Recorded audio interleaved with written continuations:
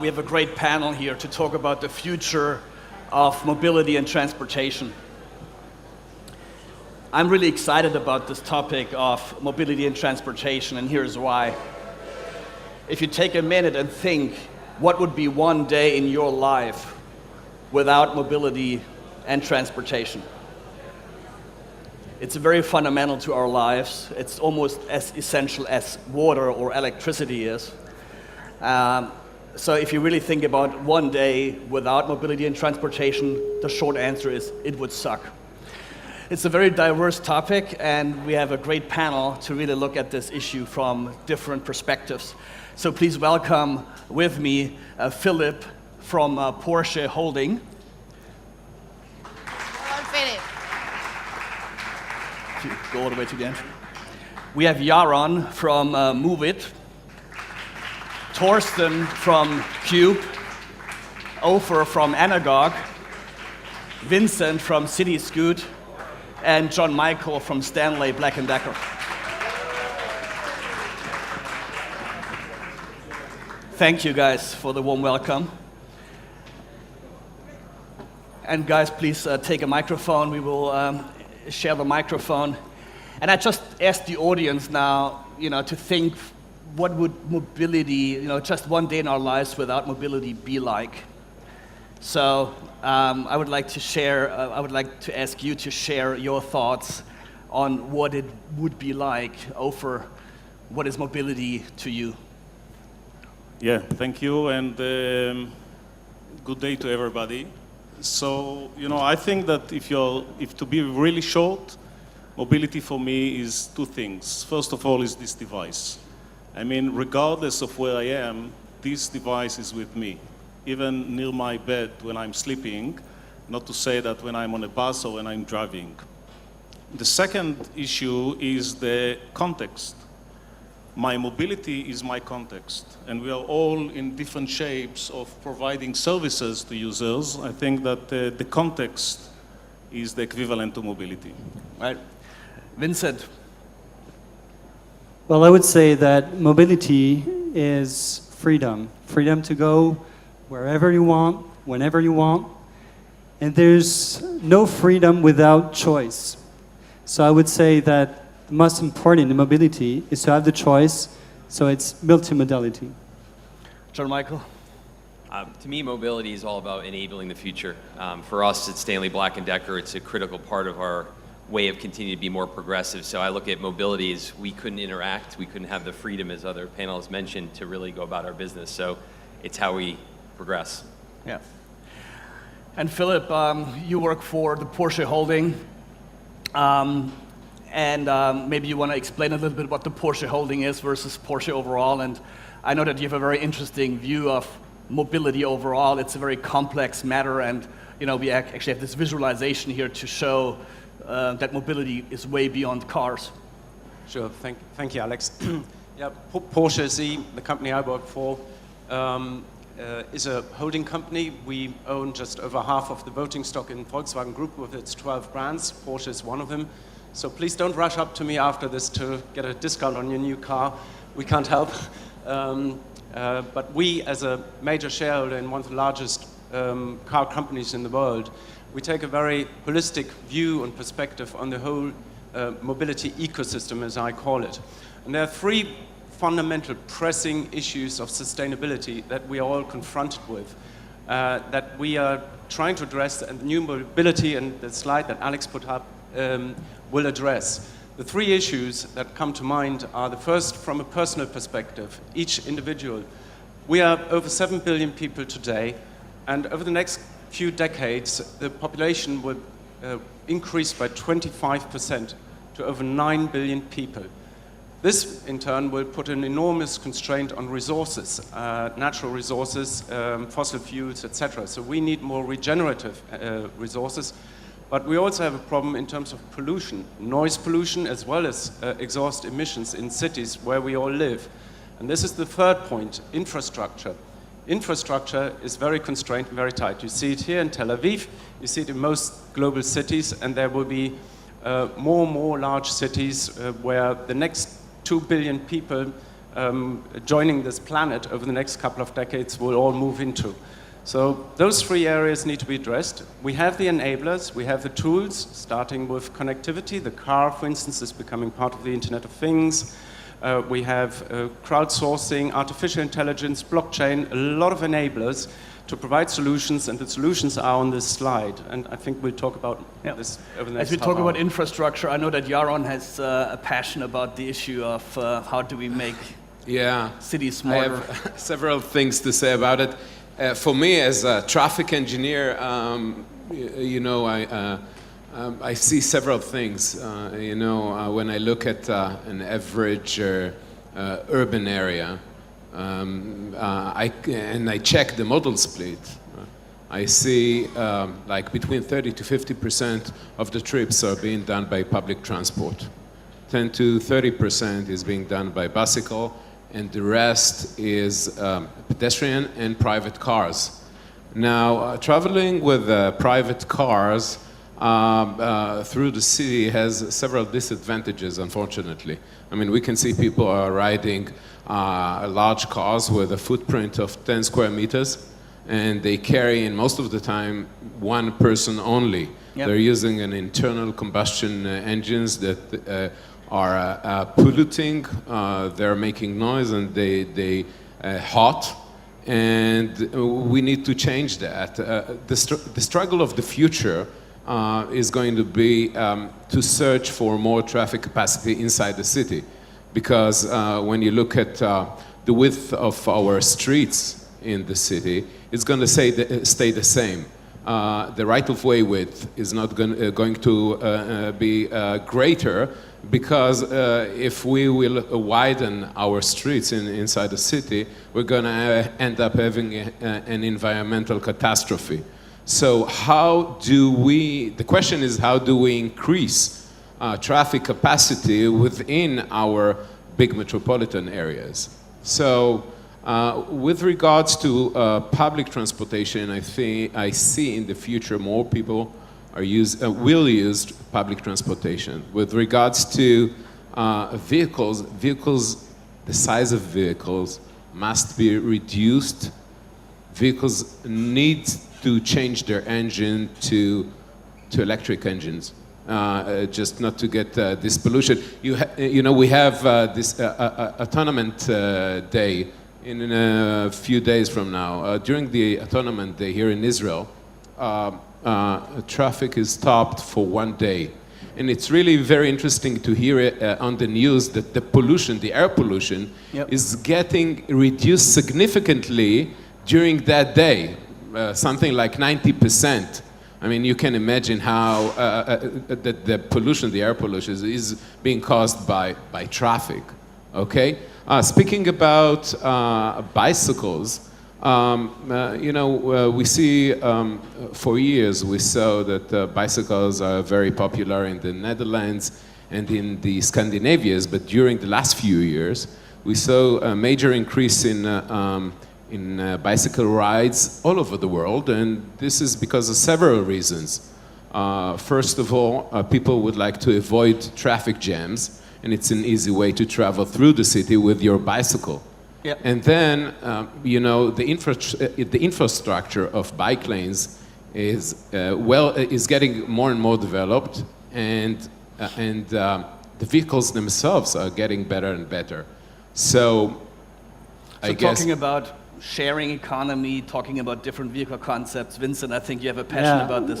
Well, I think we have part of the solution. I completely agree with you. We have to decrease the size of the vehicles, and that's why in Cityscoot we believe in the scooter. Because it's the easiest way to get an individual person from a point A to a point B inside the city very fast and with all the comfort you need.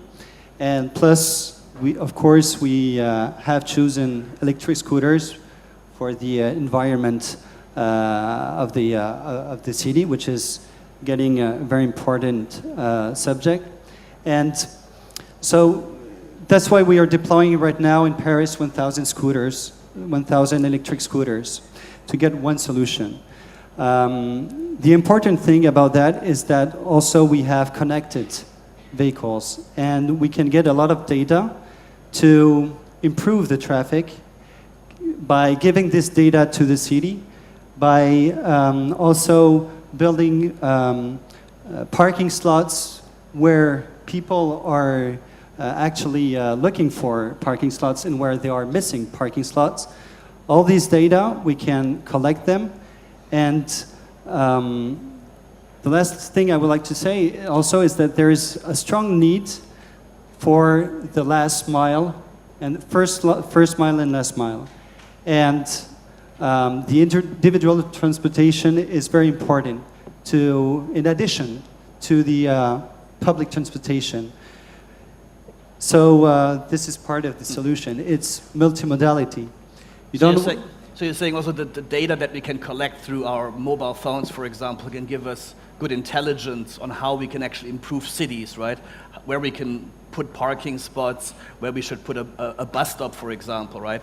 And I know that Ofer is very passionate about putting, the end user at the core of this, mobility and transportation as part of our digital lifestyle. So, Ofer. Yeah, correct. Actually, what we have realized is that the only device that can tell you about the mobility of the user and make sense out of it is our mobile phones. And mobile phones today, I don't know if you know, have anywhere between 8 to even 15 different sensors on board. Now, if you can merge the signals that you get from all of these sensors, you can actually understand if the user is right now driving or on a bus or asleep at home. And this actually brings to the issue that, everybody are talking a lot about the connected car, but very few people are talking about the connected driver. And actually, it's not even correct to say connected driver because you're a driver only when you're in the car. Which is not actually that much time in the day, hopefully. Exactly. Yeah. So the whole concept, and I think that the breakthrough in the way that we are all thinking about mobility is to say, let's give a comprehensive experience. Let's try to figure out, by the mobile phone, what are you doing, at what time, and then feed different services based on this context. And that's exactly what we have managed to do, including if we are talking about some of the other issues over here, being able to say, if you are now on a bus, then let's give you a relevant service. If you are now driving, let's tell you where is the nearby parking space, which is about to get free. It's not yet free. So let's use the power of the crowd to collect all of this information. Yeah. So it's very interesting, right, to use sensor data from the phone in order to actually infer what is happening, what the user is doing, right? I'm getting up in my office, you sense that I'm getting into the lift, you sense through the barometer that I'm going down, and based on my usage patterns that I'm going to leave and vacate my parking spot in just a bit. So we can then tell John Michael that, hey, there will be a parking spot available in just a minute, right? So very interesting. And John Michael, so you work for Stanley Black & Decker, not the most obvious company, right, to think of for a mobility panel. But you have a very interesting story to tell. How do you think about this digital transformation of mobility? And I think we have some slide that I would like you guys to switch to.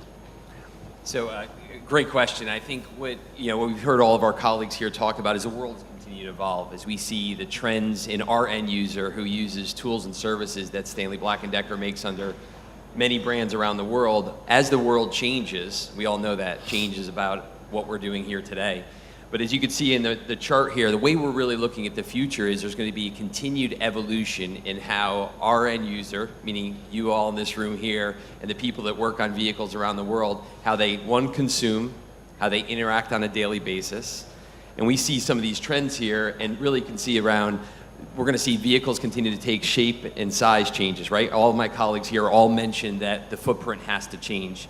And as technology enables that change, we want to develop, and we are developing some of the world's most innovative tools to make sure that we can support that market. Because as a smaller footprint, different tools are required. As energy consumption moves from petro to hybrid to electric, as we all see, we want to be on the leading edge of that change, and that's part of the reason why Stanley Black & Decker is here at this event and others, to be able to continue to develop that innovation inside of our business, but also find strategic partners in companies like the folks that are in this room to be able to continue to develop that innovation. Something we're quite passionate about, because the world's going to evolve, and we want to make sure that we're there to support the end user as their day interacts and changes. So we're very excited about the roadmap and the future, and we want to continue to disrupt ourselves just as these markets are being disrupted. Maybe very I interesting, could take right? that a bit even further, because I fully agree. And I would do that by answering your first question, what is mobility? In my opinion, it's about to change very rapidly. So it's not only a topic for car makers who are typically in that sector, but it's cross-industry. So it could be also touched by life science companies, right? So it could be Bayer, actually, because it touches the estate of the driver, the health condition. So all the innovations we see there can be really cross-industry, and I think that's why I'm deeply convinced that also these kind of discussions will in the future take place between VW, for instance, bringing in the competences of the mobility aspect of it, and having also people from the life science and healthcare sector here, represented by companies like Bayer, to discuss really the crossover aspects of it. So not only is the physical supply chain really changing, right? As we think about electric cars, right? The whole notion of building a combustion engine and the complexity of assembling that and then also later servicing it, yeah? It changes rapidly once you have an electric drivetrain. And also when you think about the connectivity, like the connected car and over-the-air updates of software, that changes, of course, then the relationship with dealers that today do this maintenance, right? But what you're pointing at is the industry value chains are transforming, right? Today we have these siloed value chains, but in the future, as we think about this mobility ecosystem, it's really, we need this cross-pollination, we need to get different ideas from different industries to influence how we think in the mobility and transportation space. And when you think about this, I think today we buy cars typically, right? We're just getting used to maybe the sharing economy and on-demand access. But Philipp, one very interesting aspect here is that as we think about the future of mobility, the question will become, there's new players, right, in this ecosystem, and the way we capture value changes significantly. And could you shift back to the slide, please? Alex, you're quite right. We see amongst many of the macro trends demediation in the value chains and a fragmentation in the system. The automotive industry, for example, used to have a very integrated, and still does, a very integrated value chain of research, sourcing and assembly. But now we are looking not so much at this integrated value chain, but at a mobility stack, to use more the tech language, where we expand this value chain by energy, as well as marketplaces, infrastructure and services. And we need to consider each layer in the stack and how we can capture value. As Alex already said, value creation, which is A to B mobility, and value capture, actually how you monetize that, will actually move apart from one another. So A to B mobility will actually go down in price for all of us over time. So firms providing mobility services will also need to consider where they're going to actually generate their revenues going forward. And this is actually the opportunity for everybody, car manufacturers as well as tech companies. Yeah, I think you're completely right, Philipp. And there's, beside the corporates, there's another main driver when it comes to the change we see. I think these are the startups, the more mature ones, probably the B2B startups, who not focus on a specific industry, so they don't see it from a mobility aspect. They are maybe focusing on really general innovation, which can be adapted by car makers, right? Which can be adapted by life science companies, which is really cross industry. Yeah. And when you think about it, the way we make money, as Philipp said, right, is going to be very different. And sometimes I wonder, all the car OEMs, they are rushing towards autonomous driving, right? They make a lot of R&D investments. And I think we are going, all the cars that are currently in R&D, they are going to be capable of autonomous driving on the highway, right? Let's see how long it takes to make it happen in the city. But I sometimes wonder, are they digging their own graves? Because if you don't have the ability to monetize the future of mobility, are you just enabling others to take advantage of this transformation? Well, for a start, you cannot really stop technological progress. And so rather than being disrupted, I think it's better to be a disruptor, to use that terminology. And I think there's fantastic opportunities also for the OEMs by trying to become leaders in this field to create new revenue generation models in this industry. So whilst there's certainly a threat, because a lot of what is behind autonomous driving is software-based rather than hardware-based, but it's the smart interaction between the software and the hardware, because you need the hardware for the fulfillment. And one has to bear in mind, if your mobile phone breaks, you might miss an appointment because it's not working. If you have a problem with a car, it may cost you your life. So it's a completely different problem to be solved. And this is where also the car manufacturers still have a very good starting position. It's going to be very competitive, but also a great opportunity.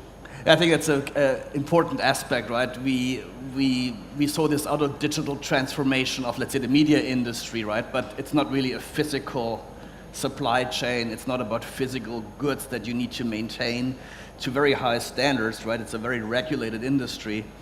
But I think that's when guys like Stanley Black & Decker come in to make sure that these things actually operate and are safe.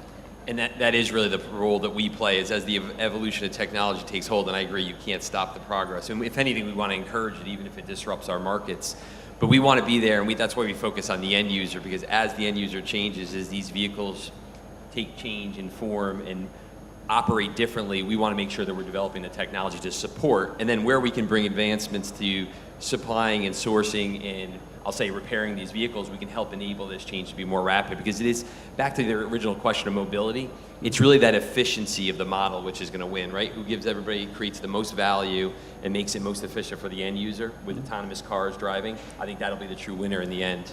So Yaron, you are very passionate about improving urban mobility, and autonomy, I think, is going to change many things, right? Yeah. Especially how we think about urban mobility.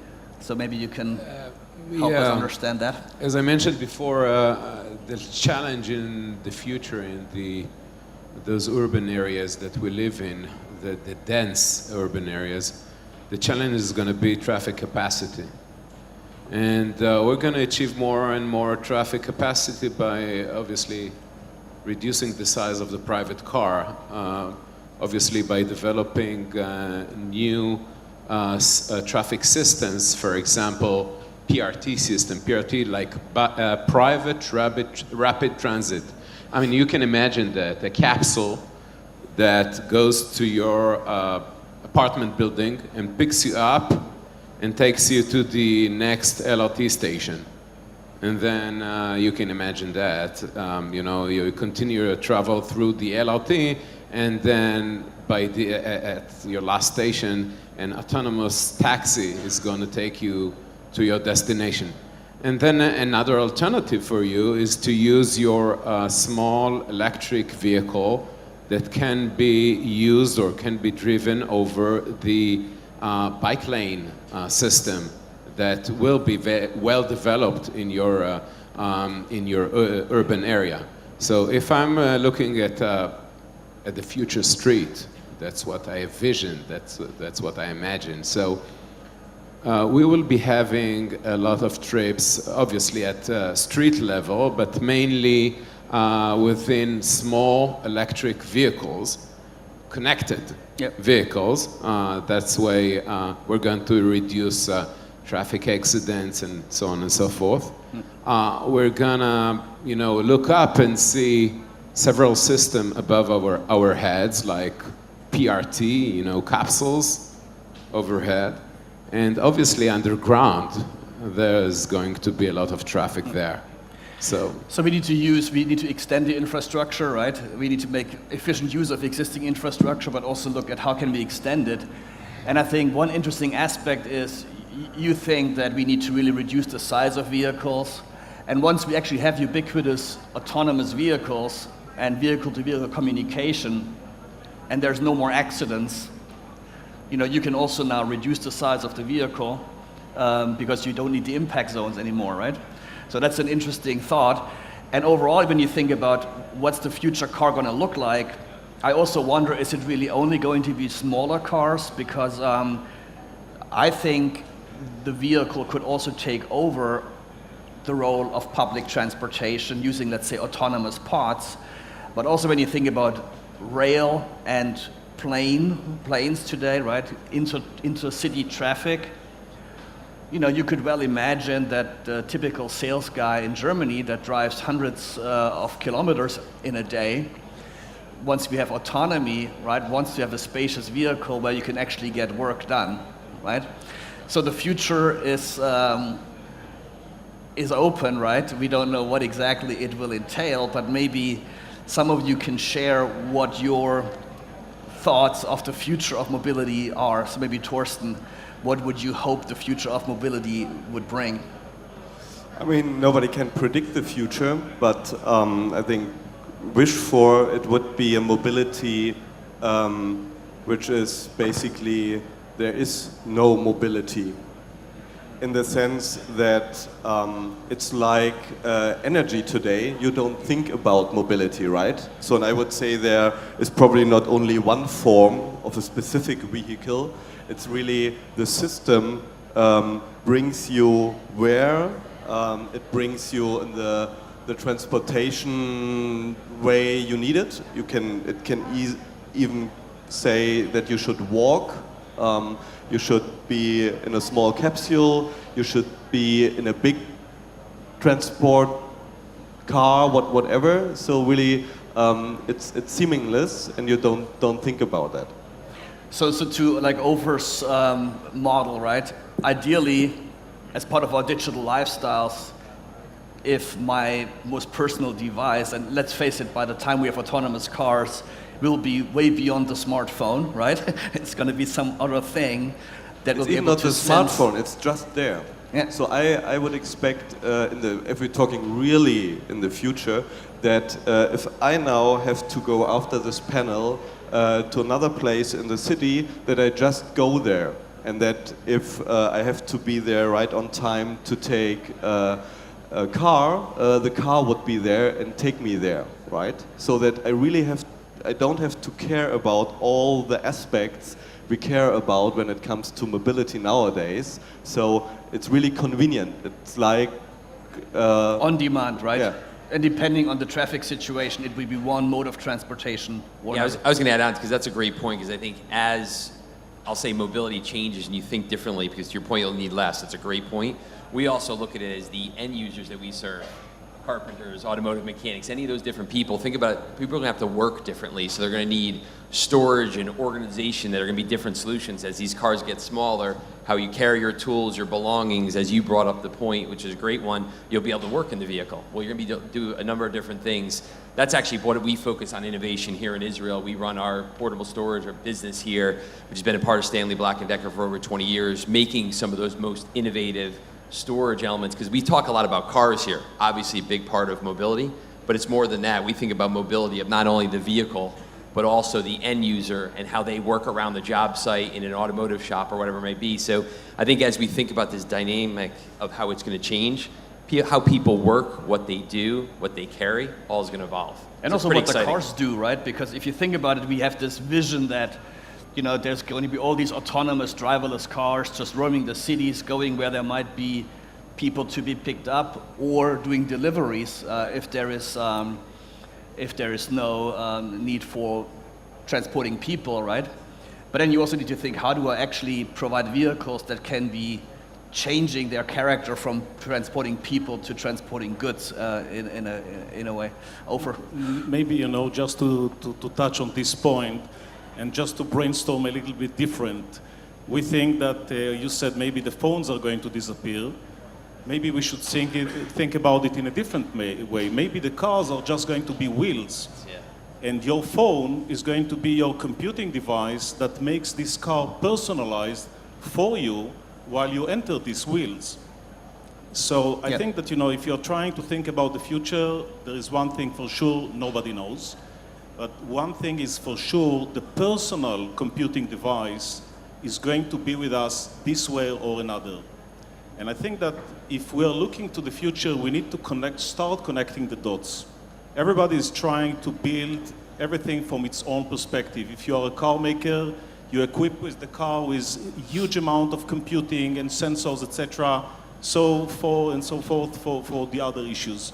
We need to start thinking in a unified way to connect all the dots, and we need to start thinking about the power of the crowd, which we are missing. There is one individual mobility, and there is the crowd, and there is so much you can learn from the crowd even today. Yeah. And I think there's a big challenge to really come to that future. We live in, let's call it, exponential times, right? So the big problem is we don't know where at that exponential curve are we right now. And that's a big challenge for everybody here, right? For the big corporates, because they don't know, take self-driving cars. If we would have sitting here 2 years ago on that panel, and you would ask, okay, self-driving cars, what do you think? When will they appear? When it will be common sense? Maybe we would say in 10 years or so. 2 years later, obviously we have them, right? So, and to make a good decision, right? In that environment, that's quite tough. So the biggest challenge in an exponential environment is really to figure out how to behave to really go in that direction we described here as a future. And another point is that whatever the vehicle looks like in the future, for sure it's going to be shared, because the needs are different every day. I mean, once you have luggage with you and you're going 20 kilometers from where you are, the day after you're going you have a longer trip. And so your needs are changing every time, and you don't have the possibility to own all the different types of vehicles that are available on the market. So you're going to share them and only use the one you need at the time you need it. Yeah. And the thing is, fact is that most cars sit on a parking lot most of the time, right? And even if you own a car, if we had a sharing economy, if we had an identity mechanism, so I could entrust this person over there my car when I don't use it, we could utilize these resources much better, and you could have your car make money for you whilst you're at work, right? It doesn't have to be only an Uber or whoever it might be that manages that mobility service, but it should be really peer-to-peer. It doesn't have to be your car. Yeah, but it's also going to be very interesting, I think, how people will ultimately think about the car in the future. You just mentioned, right, it could be the phone that is the mechanism to really create this personalized experience, because the car will be full of displays in the future, right? So, as you step into a car, it could change its behavior, it could change its imagery depending on who gets into the vehicle. But on the other hand, also the vehicle is a very personal thing, right? Our identities are very much tied to a certain brand today. We express ourselves through the car that we drive, right? But if you think about the young generation now, fewer and fewer people get a driver's license in the United States, yeah? Sad reality is also many students have so much student debt that they can't afford a car, which is why they use mobility services, right? So one thing is for sure, the future will change things, and this industry is in a state of transformation.